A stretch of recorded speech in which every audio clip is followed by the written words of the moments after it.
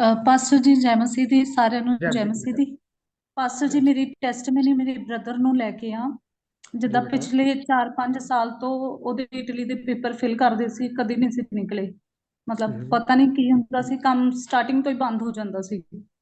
ਤੇ ਉਸ ਤੋਂ ਬਾਅਦ ਜਦੋਂ ਤੋਂ ਮੈਂ ਪ੍ਰੇਅਰ 'ਚ ਜੁਆਇਨ ਕੀਤਾ ਤੁਹਾਡੇ ਨਾਲ, ਫਿਰ ਉਸ ਤੋਂ ਬਾਅਦ ਦੁਬਾਰਾ ਕੰਮ ਵੀ ਲਗਾਇਆ ਤਾਂ ਉਹਦਾ ਸਾਰਾ ਕੰਮ ਸਫਲ ਹੋ ਗਿਆ। ਮਤਲਬ ਪਤਾ ਨਹੀਂ ਲੱਗਾ, ਪੈਸਿਆਂ ਤੋਂ ਲੈ ਕੇ ਸਾਰਾ ਤੱਕ, ਪੇਪਰ ਨਿਕਲਣ ਤੋਂ ਐਂਡ ਤੱਕ, ਵੀਜ਼ਾ ਲੱਗਣ ਦਾ ਔਰ ਟਿਕਟ ਵੀ ਥੋੜੇ ਟਾਈਮ 'ਚ ਹੀ ਸਾਰਾ ਕੁਝ ਹੋ ਗਿਆ।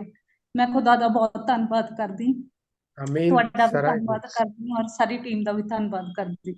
ਆਮੀਨ। ਸਾਰਾ ਮੈਨੂੰ ਯਾਦ ਪੈਂਦਾ ਕਿਉਂਕਿ ਤੁਸੀਂ ਜਦੋਂ ਗੱਲ ਕਰ ਰਹੇ ਹੋ, ਮੈਨੂੰ ਨਵੰਬਰ ਔਰ ਮਾਰਚ ਦੋ ਚੀਜ਼ਾਂ ਦਿਖਾਈ ਜਾ ਰਹੀਆਂ ਨੇ ਕਿ ਦੋ ਸ਼ਾਇਦ ਕਿਸੇ ਇੱਕ ਟਾਈਮ 'ਚ ਤੁਸੀਂ ਪ੍ਰੇਅਰ ਕੀਤੀ ਕਿ ਇਸ ਟਾਈਮ ਦੇ ਵਿੱਚ ਜਿਹੜਾ ਮੇਰੇ ਭਾਈ ਦਾ ਜਿਹੜਾ ਨਾ ਉਹ ਟਰੈਵਲ ਹੋ ਜਾਣਾ ਚਾਹੀਦਾ।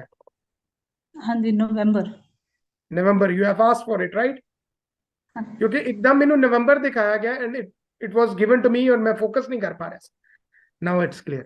सो नवंबर, हाँ हम नवंबर में ही है, इस बार 14 नवंबर है। सो खुदा का शुक्र करते हैं, इट्स 14 नवंबर और खुदा ने हम सब ਪਾਸਟਰ ਜੀ Italy. Italy. So praise the Lord. खुदा उनका शुक्र करते हैं कि भाई का इटली का हो गया वो काम जो नहीं होता था। यस आई रिमेम्बर, हमने दुआ भी की थी और जहां तक मुझे याद पड़ता है खुदा ने यस का भी तब बताया था। ਹਾਂਜੀ ਪਾਸਟਰ ਜੀ, ਮੈਂ ਤੁਹਾਡੇ ਕੋਲ ਪ੍ਰੇਅਰ ਕਰਾਈ ਸੀ ਤੇ ਤੁਸੀਂ ਦੱਸਿਆ ਵੀ ਸੀ ਕਿ ਵੀਜ਼ਾ ਲੱਗ ਜਾਊਗਾ, ਸਾਰਾ ਕੁਝ ਹੋ ਜਾਊਗਾ। ਤੇ ਪ੍ਰਾਰਥਨਾ ਵੀ ਕਰ ਰਹੇ ਸੀ ਕਿ ਇਸੇ ਮੰਥ ਦਾ ਹੋ ਜਾਵੇ, ਅਦਰਵਾਈਜ਼ ਦਸੰਬਰ ਦਾ ਹੋ ਰਿਹਾ ਸੀ। ਪਰ ਖੁਦਾ ਨੇ ਚਮਤਕਾਰ ਕੀਤਾ ਵੱਡਾ ਕਿ ਇਸੇ ਮੰਥ 'ਚ 19 ਦੀ ਡੇਟ ਜਿਹੜੀ ਉਹ ਮਿਲ ਗਈ ਹੈ ਫਲਾਈਟ ਦੀ। आमीन। सारा खुदा इज्जत जलाल हम खुदा यीशु मसीह नासी को देते हैं क्योंकि खुदा के रूह ही सब कुछ करते हैं और उन्हीं को सारा क्रेडिट जाता है।